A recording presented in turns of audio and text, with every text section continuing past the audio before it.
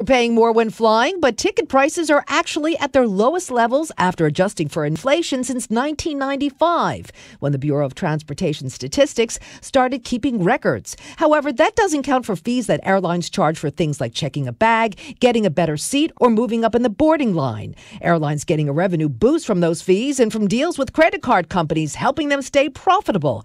The average domestic itinerary was $343 in the third quarter of last year. The average round trip, $417, and the average one-way ticket was $249. Hillary Barsky, Fox News. And a down day on Wall Street Thursday, although it could have been worse. The Dow finished 103 points lower, the Nasdaq 29 points, the S&P 8. Find more news at onenewsnow.com. Like us on Facebook, follow us on Twitter, and download the free One News Now mobile app for Apple and Android devices. Thanks for listening.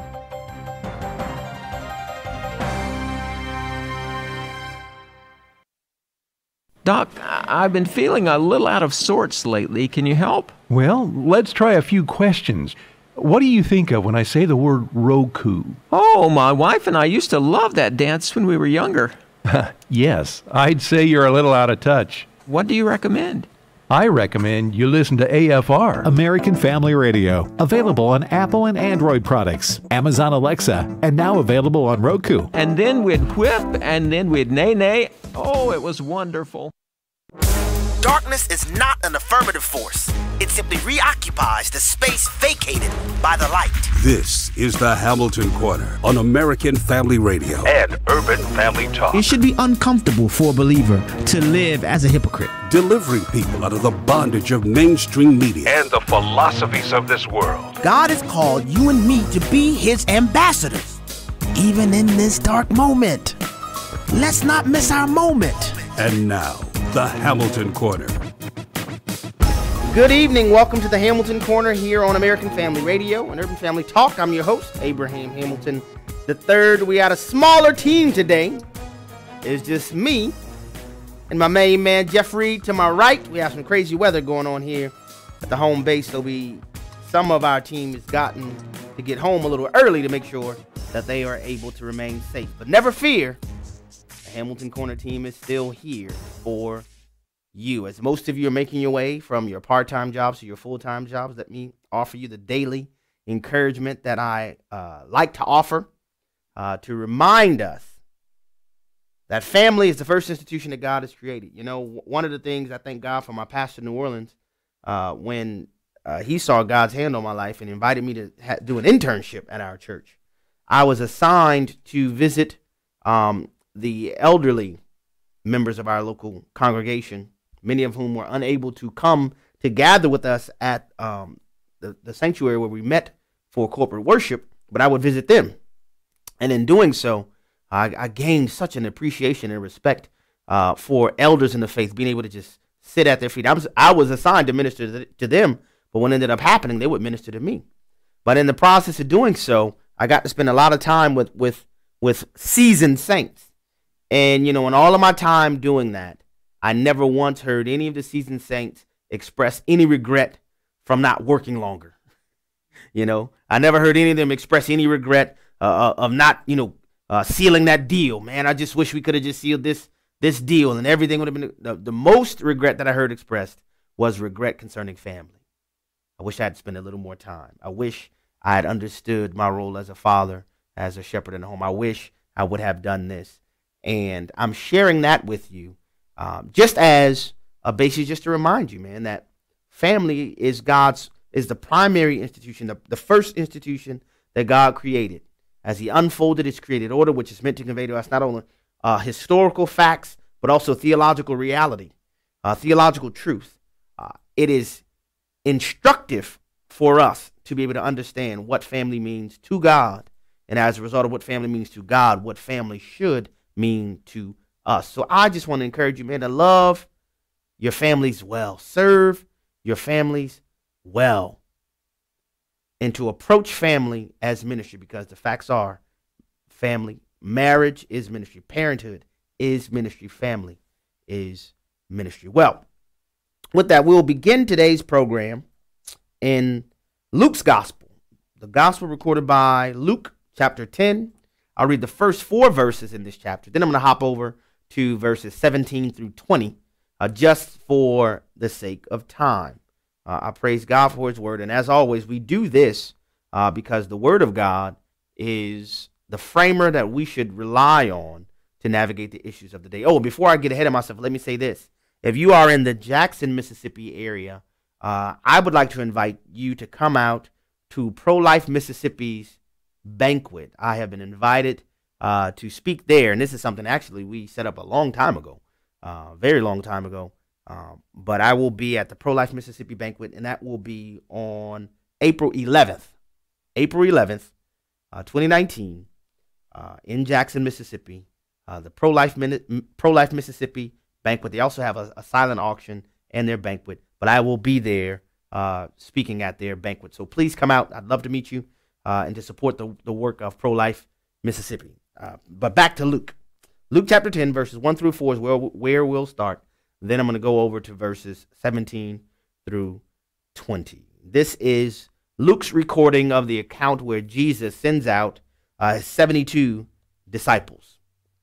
And this is what it says, verse 1. After this, the Lord appointed 72 others and sent them on ahead of him, 2 by 2, into every town and place where he himself was about to go. And he said to them, the harvest is plentiful, but the laborers are few. Therefore, pray earnestly to the Lord of the harvest to send out laborers into his harvest. Go your way. Behold, I am sending you out as lambs in the midst of wolves. Hop over to verse 17. The 72 returned with joy, or triumphantly, saying, Lord, even the demons are subject to us in your name. And he, Jesus, said to them, I saw Satan fall like lightning from heaven. Behold, I have given you authority to tread on serpents and scorpions, over all the power of the enemy, and nothing shall hurt you. Nevertheless, do not rejoice in this, that the spirits are subject to you, but rejoice that your names are written in heaven. Oh, man, the word of God is so good. Well, right at the beginning, you see Jesus sending out the 72 disciples, sending them out 2 by 2. I would just submit to you, I'm not going to spend a whole lot of time here, but I would submit to you that the Lord is conveying to us not a quantitative discipleship calculus. The Lord is really speaking. Yes, he sent them out 2 by 2, but really communicating to us the accountability that's necessary for those of us who engage in ministry, that we are accountable to people. It is not wise to be a lone ranger in endeavoring to do the work of the Lord. But interestingly, verse 3, the Lord said to the disciples, go your way, behold. Well, before he got there, he said in verse 2, he said, man, the harvest is plentiful, but the laborers are few. That's a fact that's still prevalent today. The harvest is still plentiful. Though we're living in this reeling, some may describe it as a post-Christian America, the harvest is definitely plentiful. But would you, would I, would Jeff, would we be a part of the laborers? I would suggest so. Then from there, verse 3 says, go your way, behold, I am sending you out as lambs in the midst of wolves. As lambs in the midst of wolves.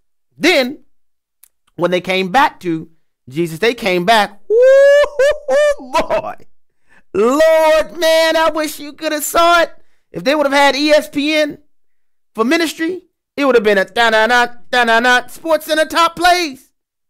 Because even the demons submit to us in your name.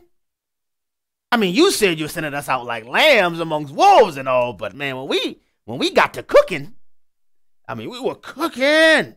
The demons were subject to us in your name. And Jesus said, he didn't say it like this, but I would have said, boy, sit down somewhere. Jesus said, I saw Satan fall like lightning from heaven. This is a declaration of Jesus's awareness that he has already broken the power of the wicked one. and this is projective because ultimately it will culminate with him on the cross. But he said, I saw Satan fall like lightning.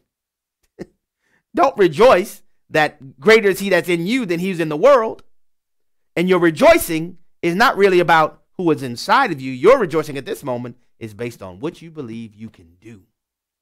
And Jesus comes around full circle and says, don't rejoice at what you're able to perform in my name. The seat of your rejoicing, the seat of your exuberance, the focus of your celebration as a result of being Christ's followers should be based upon the fact that your names are written in heaven. To say it in another way, the focal point of our celebration as members of the kingdom of God shouldn't be what we are able to do. I've said it all the time. God is far more interested in who we are than what we do. The doing is always meant to be an overflow of who we are. And what Jesus is holding is revealing and showing the superior mindset of being eternally driven is that when you understand who you are in Christ, your perception of what life is transforms. You see, you realize, wait a minute, I shouldn't be surprised that God empowers me to be effective in what he called me to do because, man, I got the best gift up front.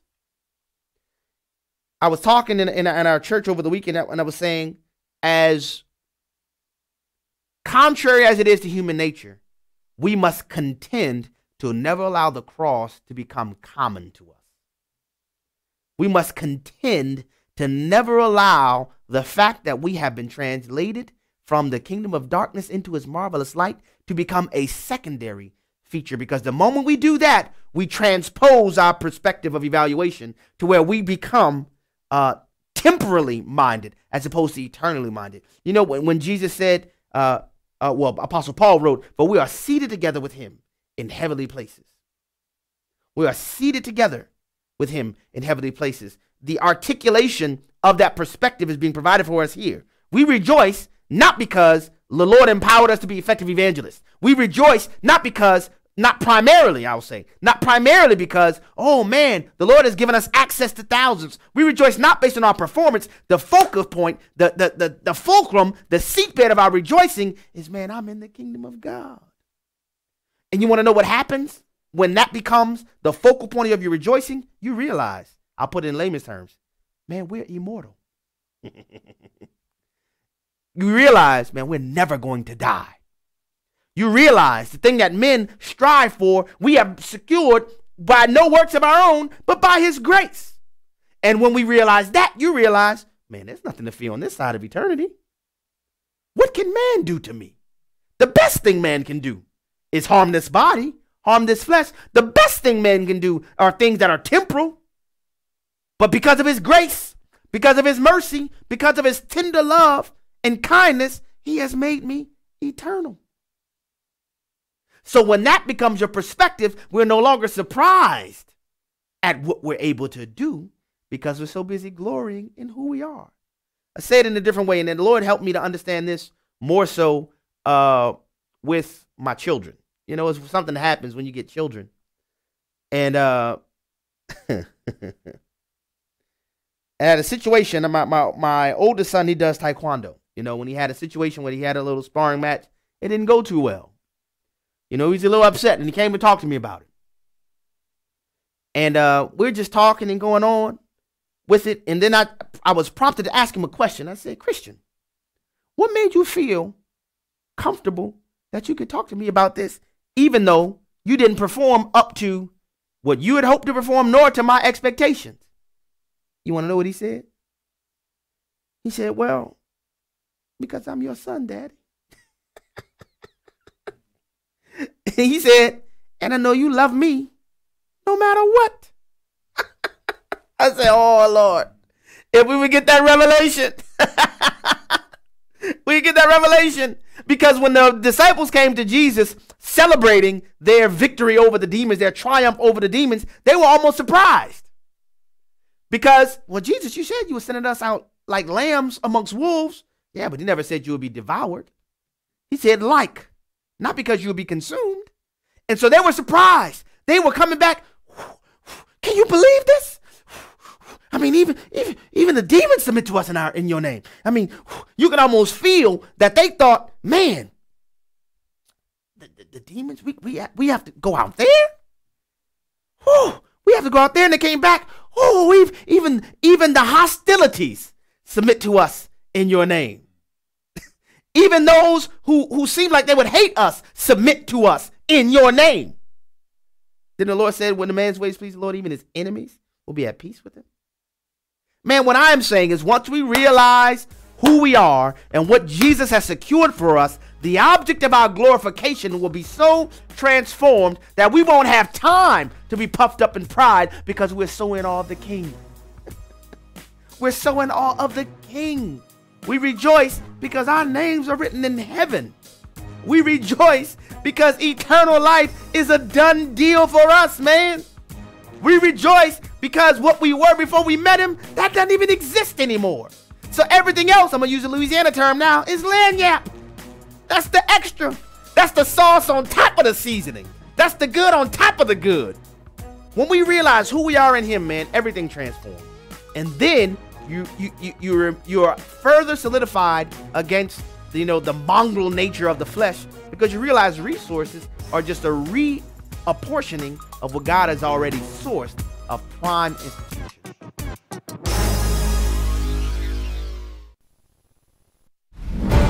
So help us God. I am Matt Staver with Freedom's Call. Our nation's freedom depends on the morality of the American people. John Adams once said, "Our Constitution was made only for a religious and a moral people. It is wholly inadequate for the government of any other." Right now, a blatant disregard for the Judeo-Christian values is becoming more and more widespread. And that is what the nation was founded upon. Just recently, a Democratic member of Congress from Colorado chose to remove the phrase, "So help me God," when administering an oath to a witness. Immediately, she was confronted about the oath being incomplete. She responded that this was the oath that they were going to use today. The omission came a week after another Democrat-controlled committee considered a proposal to totally remove the phrase, "So help me God," from its oath. Not recognizing a higher power is a step towards socialism. Stay informed at Liberty Counsel's website, lc.org. Back to Genesis with Dr. John Morris, Creation Seminar speaker at the Institute for Creation Research. Dr. Morris, did man come from the chimpanzee? Chris, according to evolution, chimps and man came from a hypothetical ape-like common ancestor, the so-called missing link. Recently, an evolutionist claimed he found clues that the common ancestor of chimps and man walked upright. Therefore, the chimps who live in trees had ancestors which walked upright on the ground. Was evolution from the tree down or from the ground up? Chris, I don't think either ever happened, but you can see the lengths to which evolution must go to salvage their theory and try to accommodate new evidence. Chris, the evidence doesn't support evolution at all. Apes and men were created as is back in Genesis. There have been minor variations in both, but no evolution. To learn more about creation, get our free DVD called That's a Fact. Call us at 800-628-7640 and mention the promo code FACT. Brian Fisher here with today's Life and Liberty Minute. In all the hype, bloviation, and hysteria about global warming, people are forgetting one thing. There is only one source of heat for the entire planet, the sun. There is no other source of heat, period. The moon doesn't generate heat, it's dead, and the stars are much too far away for their heat to get to us. So the sun is it. There's nothing else. In order to do something about global temperatures, we'd have to do something about the sun, which is stupendously impossible. Here's what NASA said in 2010. The sun is the primary forcing of the Earth's climate system. Sunlight drives atmospheric and oceanic circulation patterns. In short, the sun drives almost every aspect of our world's climate system. Now, NASA has since tried to hide this page, but failed. You now know what NASA knows, but didn't want you to find out. Catch Brian Fisher on Focal Point, weekday afternoons at 105 Central on American Family Radio. Shining light into the darkness, this is the Hamilton Corner on American Family Radio and Urban Family Talk. Welcome back to the Hamilton Corner here in American Family Radio and Urban Family Talk. I told you guys yesterday, Jeff, didn't we tell them yesterday, that the indictment of Mr. Smollett, and I'm going to tell you why I'm calling you Mr. Smollett right now, was imminent. It wasn't days away. It was hours away. And early this morning, actually right after midnight, lawyers for Mr. Smollett contacted the Chicago Police Department. Were discussing him being taken into custody. And at 5:30 this morning, Mr. Smollett was arrested. Now, why am I calling him Mr. Smollett? Because it turns out that when Mr. Smollett was born, his name was Justin. And this comes to you courtesy of my brother in Christ and co-worker here at the AFA, Mark, who works with me on recording the spots that I do for the AFR. His name was Justin. So Mark did a little digging and come to find out that Jesse is apparently a diminutive form of Justin. Isn't that interesting? Now, if your parents name you Justin, why would you want to refer to yourself as a diminutive form of Justin?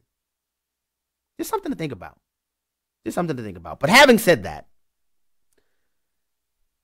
Mr. Smollett, as I told you yesterday, has now been arrested and charged on the Class 4 felony offense of disorderly conduct in falsifying a police report, which carries with it a range of punishment from anywhere from 1 year to 3 years in prison. 1 year to 3 years in prison, plus a fine. I forgot what the dollar amount for the fine was. I have it on my desk, but I didn't bring it. But I think most people are concerned about the potential jail time. But yeah, Justin. Isn't that amazing that he's named Justin, but he wants to call himself Justy? Jesse, I'm sorry, I said Justy. I meant Jesse. So I'm going to call him Mr. Smollett.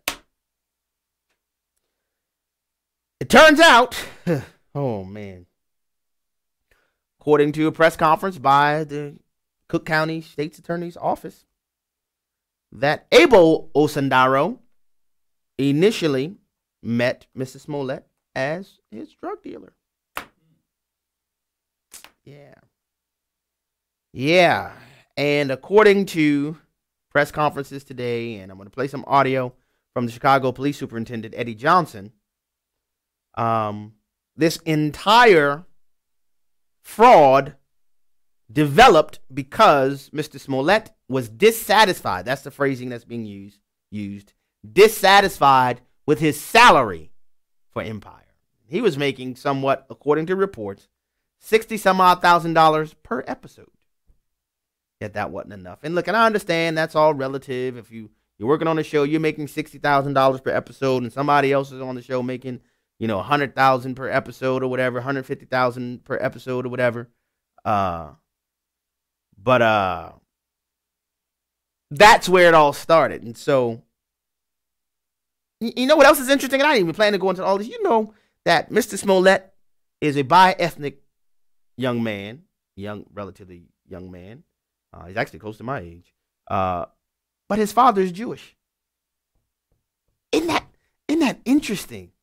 That him having a Jewish father and knowing the history of the Holocaust, combined with him having an African-American mother with the history of racism and segregation in America, that he didn't have any pause with doing this. I mean, you didn't think about what you're doing, man? Putting a rope around your neck? I mean, this is sick, man. This is sick. I want you to listen to some of the comments from Chicago Police Superintendent Eddie Johnson, because he had some strong words to say in response to what we now know is the criminal offense purportedly committed by Mr. Smollett, where he has now been accused of committing the Class 4 felony of disorderly conduct in falsifying a police report. Listen to Superintendent Eddie Johnson. Please. As I look out into the crowd, I just wish that the families of gun violence in this city got this much attention. Pause it right there. Now, you heard Police Superintendent Eddie Johnson. He's speaking to the numbers of cameras that are in his press conference concerning this, this hoax. And, we really have to stop and think for a second. We have camera after camera after camera in Chicago over this. But while this is happening, for example, they had a one-month-old child that was just murdered in Chicago. No national news coverage for that. And I understand, the news, how media outlets develop newsworthiness and all of these things. But as a former prosecutor, I can tell you that things that are made newsworthiness are not, newsworthiness is not determined by the cases that are most detrimental to a community. That doesn't determine the newsworthiness. There are other things that have to make it newsworthy. Is there a celebrity involved? Or is there some type of mainstream narrative that is occurring? And you gotta, it should, at least it made me, I'll speak for myself. It made me stop, especially hearing the police superintendent say this. All the violence that's happened in Chicago, and this is what we're paying attention to, all of the mothers who are going to funerals in Chicago, the thousands of victims, and this is what we're paying attention to. Folks, this is sad, man. This is we are completely topsy-turvy as a society. And I know, because it had all the elements. Biracial gay man, noose around his neck, MAGA country, news at 10. And it has to make you wonder. If America is, and I made this point before, but I'm going to make it in a different way. I've said previously, if America is as oppressive to people of darker skin tones or people who come from Spanish-speaking countries. Notice I didn't say Hispanic because that's a whole nother story. If you don't know, my wife is Puerto Rican, and she and I talk about this all the time. The term Hispanic is only used in America. In Spanish-speaking countries, people discuss and talk about each other based on their countries of origin. They don't talk about Hispanic. Why? Because Hispanic is this broad categorization attempting to meld into one big pot all people that descend from Spanish-speaking countries. When they're not all the same. If you don't believe me, confuse a Puerto Rican person with a Mexican person and see what happens to you. But leaving that aside for the moment, if America is as hostile and oppressive for people who hail from Spanish-speaking countries or who have darker skin tones, why are the very people who are pushing that narrative, why are they the very same ones that are advancing open borders policies? I mean, you have to pick. If America is a place that's so oppressive for people that hail from Spanish-speaking countries or have darker skin, then why would you want them to come here? Why would you want America to change its immigration policies if this is such a horrible place? I'll tell you why. Because they're lying. They don't believe America is as horrible as they're saying that it is. They just know that that is an effective advertisement for what they want to accomplish politically. Having said that, if America is as hostile towards, people of darker skin as they want us to believe. Now, hear me clearly. I'm not saying there are not any instances of injustice that occur in our country. I know for a fact it does. I talked before. If we know that the sin nature is fallen, and we know the Bible talks about the fruit of the flesh, included in the fruit of the flesh are factions and divisions and envyings and things of that nature, why would we be surprised when we see instances like I reported on this program of what happened in the Toledo, Ohio GM manufacturing plant? So we shouldn't be surprised by that. But what I am telling you is I'm not buying what they're selling. It's not as prevalent as they want you to believe. Mr. Smollett is Exhibit A for this contention. If it's as bad as people want to believe it is, why is Jesse paying folks? Why is he making up criminal offenses? I'll tell you why. Because we've created a society where victimhood has been made merchantable. Because victimhood sells these days. I'll get the story of Bernie Sanders is and then announcing his presidency, he did an interview where he's kind of a little stung by that himself. But getting back to Superintendent Eddie Johnson, man, I didn't plan on going on this long with this, Jeff. It's your fault. But it can't be both the same. I mean, really. I mean, this man had to make this up. And that's part of the reason why, when you find out where it was, like in Streeterville in Chicago. Nah, man, ain't nobody doing that to you in Streeterville. But getting back to Police Superintendent Johnson, please play the remainder of the audio. Because that's who really deserves the amount of attention that we're giving to this particular incident. So this morning, I come to you not only as the superintendent of the Chicago Police Department, but also as a black man who spent his entire life living in the city of Chicago. I know the racial divide that exists here, I know how hard it's been for our city and our nation to come together. And I also know the disparities, and I know the history. This announcement today recognizes that Empire actor Jussie Smollett took advantage of the pain and anger of racism to promote his career. Pause it right there again. Now, I've seen people that said, well, even if he made it up, so what? I'm like, whoa! So what? If he made it up, so what? Folks, people that have those opinions have to wrestle with their biases. You have to wrestle with your biases. If it's made up, so what? That gives you an indication that you have a commitment that is not a commitment to truth. You are committed to an ideal, to a narrative that your commitment exceeds facts. Eek. And many of these are the very same people who all day long say Donald Trump is a liar. Remember AOC? We have to be committed to facts. And then when she get called on the facts, well, who cares about the facts? As long as our hearts are in the right place. No, facts matter, folks. Facts matter. Continue on, please. Why would anyone, especially an African-American man, use the symbolism of a noose to make false accusations? How could someone look at the hatred and suffering associated with that symbol and see an opportunity to manipulate that symbol to further his own public profile? How can an individual who's been embraced by the city of Chicago turn around and slap everyone in this city in the face by making these false claims? Bogus police reports cause real harm.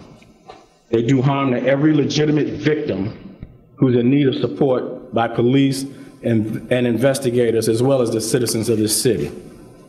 So I'm offended by what's happened, and I'm also angry.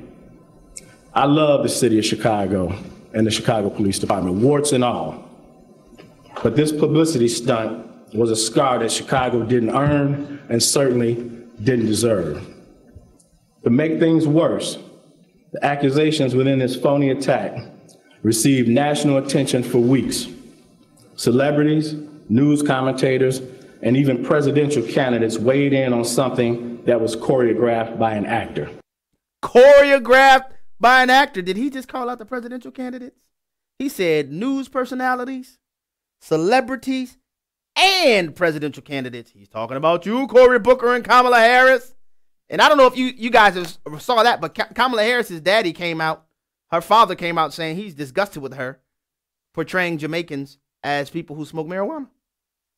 Now, how sad do you have to be if your own father will spank you publicly with a verbal lashing? Obviously not a physical spanking. But he said this hoax was choreographed by an actor. Oh, man. Oh, man. And I don't know if I have time to get into this last one, but this is another idea that I think we need to spend some time on. I think I may spend some time on this because when this hoax was revealed, you had some people like Don Lemon who said, this is not Jussie's fault. Please play clip number 2. A good lawyer can get you out just about anything, right? Or reduce whatever it is that you're going to suffer.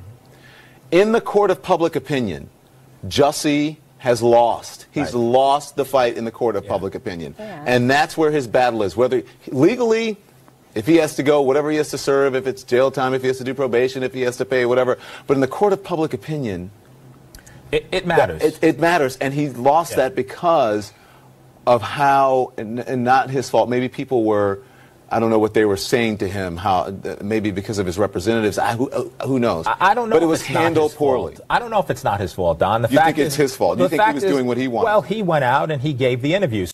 He went out and he gave the interviews. What do you mean it's not his fault? And man, we are living in a whoopee cushion generation. Like, this man set up this whole hoax. So it's not his fault. He creates a fake threatening letter, mails it to himself. Then when that doesn't get the attention he wants, then he makes up a crime and then doubles down on his made up crime by going on Good Morning America, going on interviews, telling the country that he is the gay Tupac. but it's not his fault. We need 2 words to return to the American vocabulary. Those words are personal and responsibility. It's not his fault. He's the one that went on television doing all of this. And this is why I told you. There are a lot of people saying, "Oh, his career's over." I'm not too sure about that. I'll tell you what I expect. I'm just going to be straight up with you. As using my prosecutorial background, he's not going to do any jail time. At best, he'll get probation. He may end up pleading it down to a misdemeanor, but he's not going to get major jail time. Then, after that, what's going to happen is you're going to have people that come out. They're going to say, "Oh, he's just like he needs some help. He just needs some time." And then he's going to be back on somebody's television screen, back on somebody's movie show. Because people, just like Don Lemon, they're going to say, "He just got bad PR advice." Because that's what we're living in. I'm just telling you, I would be shocked if he got jail time. But we need to make personal responsibility a popular conversation again. Because we're living in a day where victimhood is elevated, where it becomes merchantable to become a victim. And if something goes wrong, you always have the scapegoat. It's somebody else's fault. Man, that is absolute foolishness.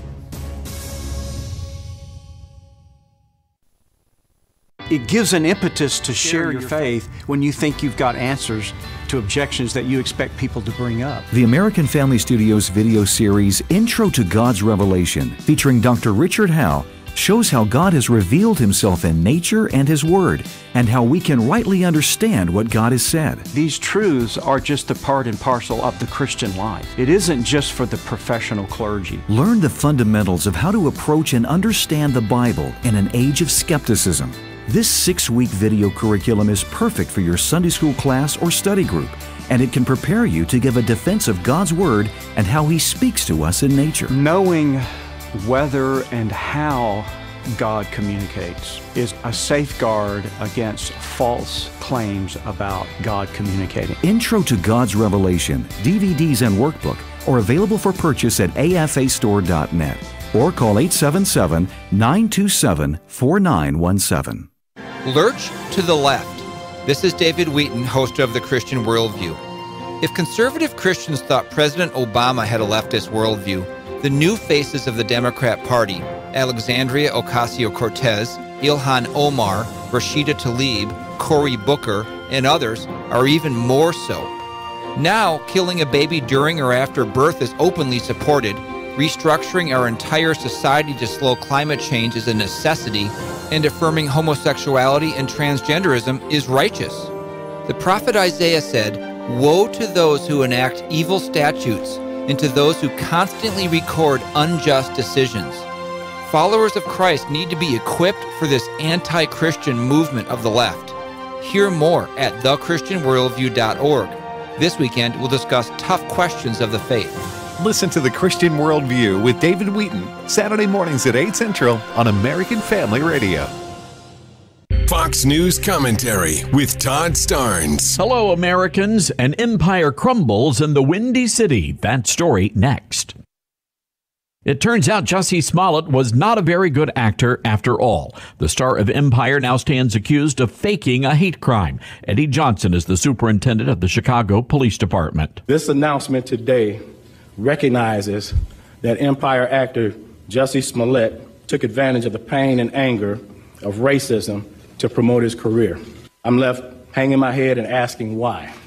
Why would anyone, especially an African-American man, use the symbolism of a noose to make false accusations? The reason why is because Jussie Smollett knew his story fit the mainstream media's narrative about supporters of President Trump. He knew they would run with his story, and they did. And I'm left hanging my head and wondering why. I'm Todd Starnes. That's your Fox News Commentary. The Hamilton Corner podcast and one-minute commentaries are available at afr.net and urbanfamilytalk.com. Back to the Hamilton Corner on American Family Radio and Urban Family Talk. Welcome back to the Hamilton Corner here in American Family Radio and Urban Family Talk. I've been trying to get to this other news all week, but the diminutive Jussie been getting in the way. But if you haven't heard yet, Bernie Sanders has announced that I will once again run for the presidency. Bernie Sanders has now named himself among the, I believe now it's up to 12 people on the Democrat side who have announced their candidacy for the Democrat nomination for the presidency. Bernie Sanders joins. Wait a minute. Let me get it. Give you a rundown of the names of the people who have announced so far. Bernie Sanders, in addition to him. I don't have the whole list in front of me.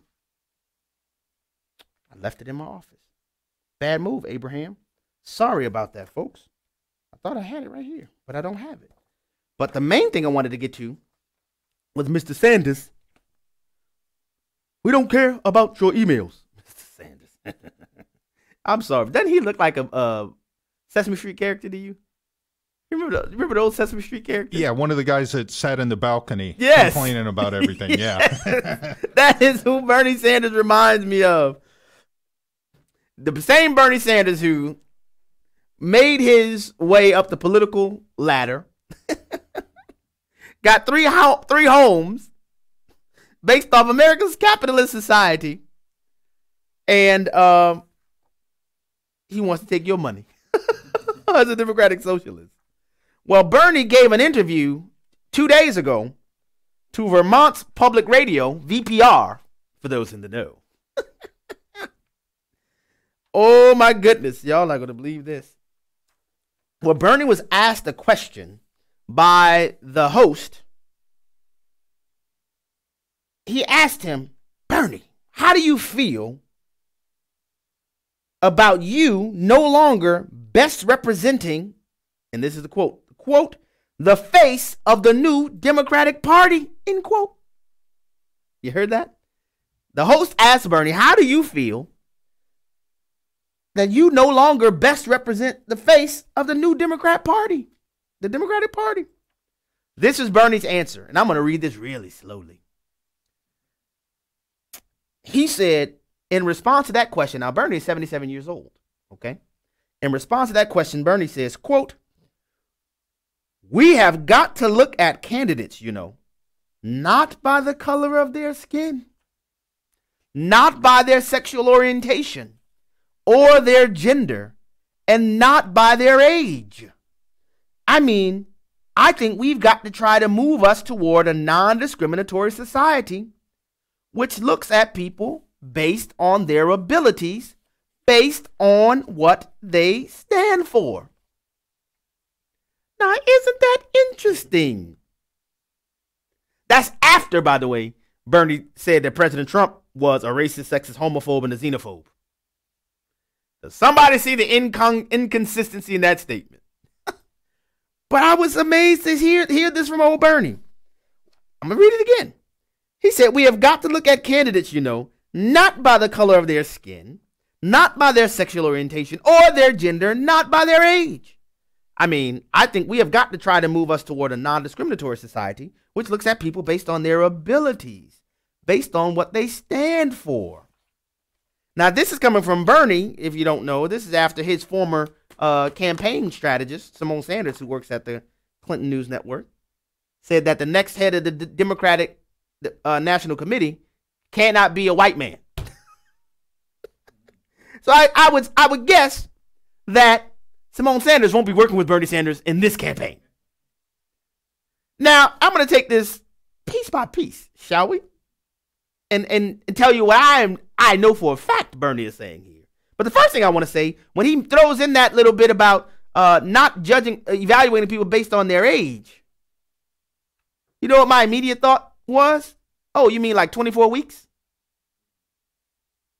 18 weeks? 6 weeks? Since I mean, of course, we're not gonna discriminate people based on their age, right? We're not going to create arbitrary determinations about people based on how old they are. Isn't that interesting?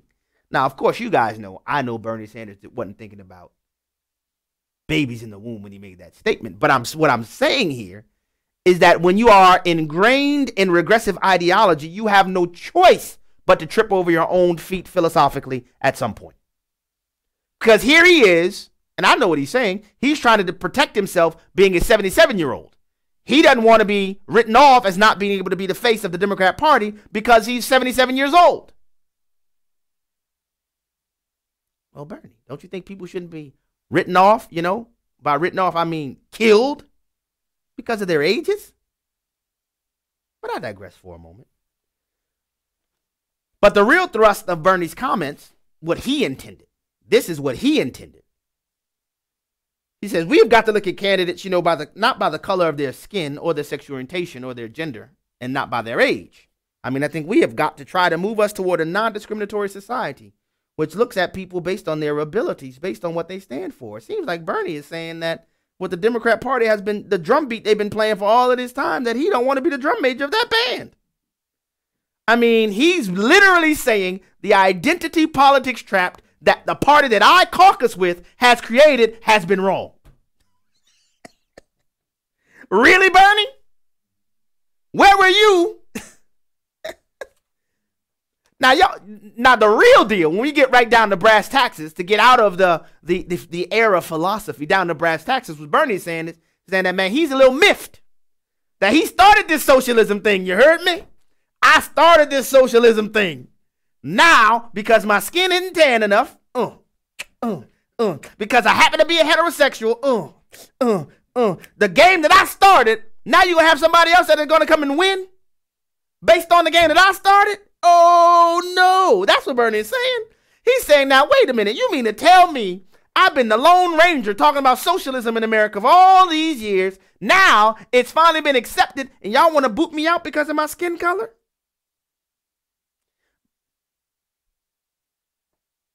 I guess that don't feel too good, does it now, Bernie? Because in the Democrat Party, I'm going to tell you folks, many of the Democrat establishment, I know he has very high name recognition, but they have several other people whose campaign platforms, whose political platforms are identical to Bernie Sanders. Now, they have woven this identity politics web in their party. And Bernie is concerned, just like last time, he was victimized by Hillary Clinton's coronation. Like, wait a minute, I thought this was a Democrat Party. I thought votes mattered. Votes don't matter, Bernie. Votes don't matter. What matters is who we want. And now Bernie said, now y'all gonna try to play me? Because I don't have, what? I'm not the right cross of intersectionality value points? Yes, Bernie. Weekend at Bernie's. And so this is what you really face here, folks. I mean, get ready for this.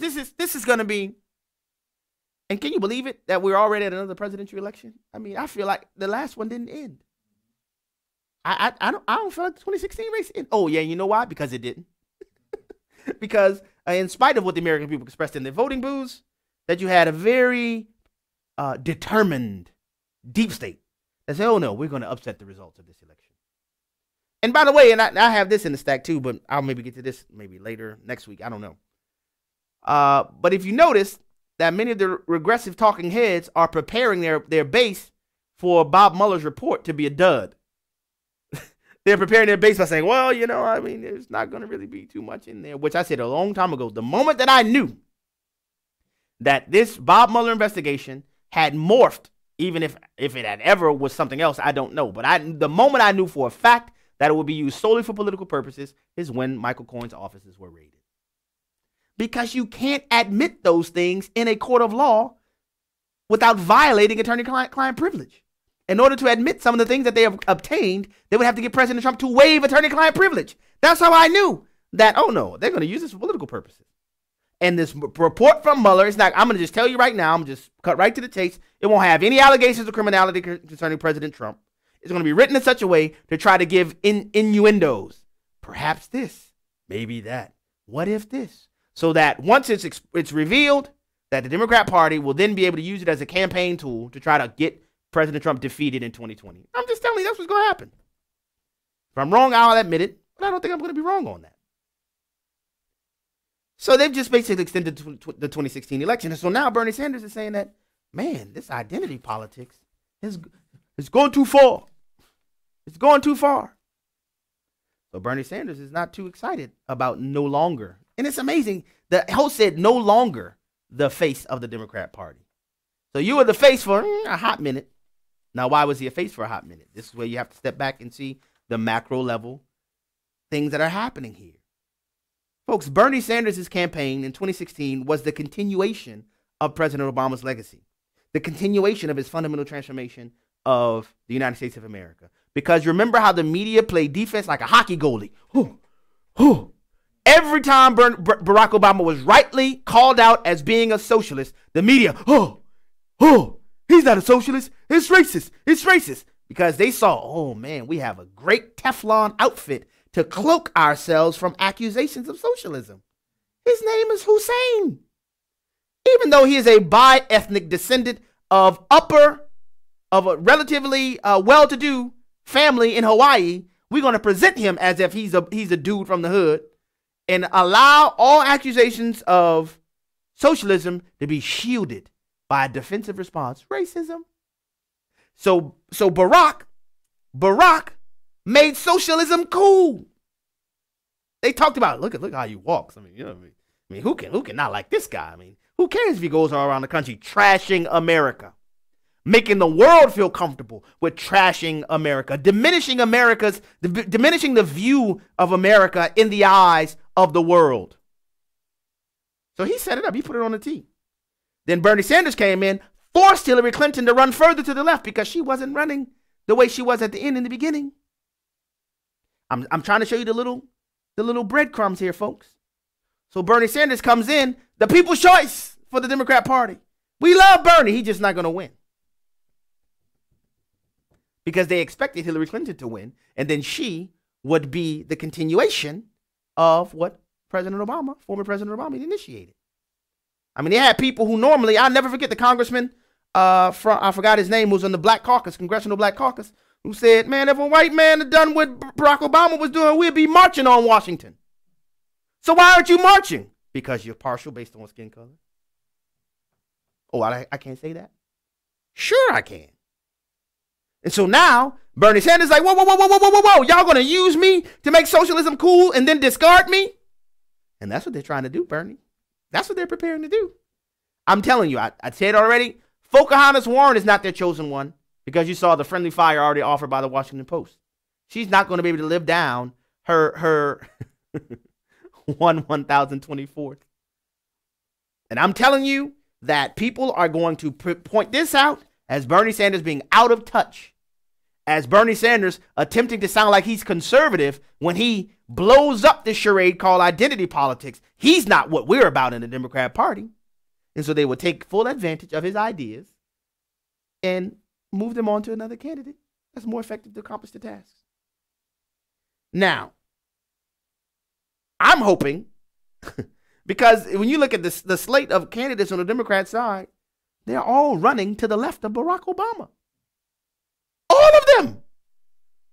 All of them. And I am hoping and trusting and praying that the American people is not as far gone as they believe that they are. But then when I say that, my question is, but for how long? Because I know these ideas that Bernie Sanders is floating is popular with people until you get to the details. Then when you start asking people about the details, for example, oh, do you think everybody should be able to, Green New Deal style, everybody should have a comfortable living wage, whether they're willing to or unwilling to work? Are you comfortable letting your money that you've worked very hard to earn be taken from you? And dare I say, redistributed to someone who is unwilling to work? And then when you consider the fact that, wait a minute, you can get guaranteed salary, including time off and vacation, without having a job. These people don't understand the calculus of the sinfulness of the human heart.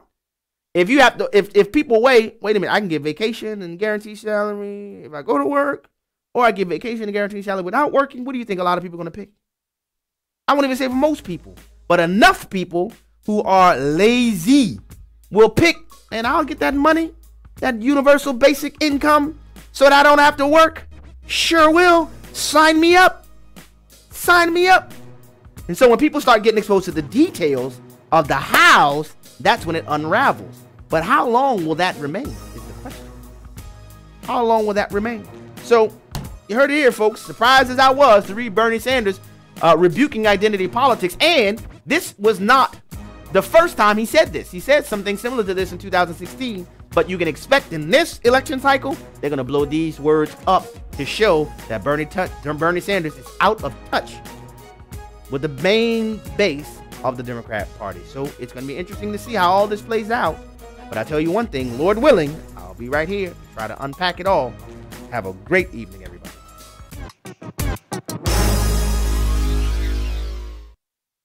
The views and opinions expressed in this broadcast may not necessarily reflect those of the American Family Association or American Family Radio.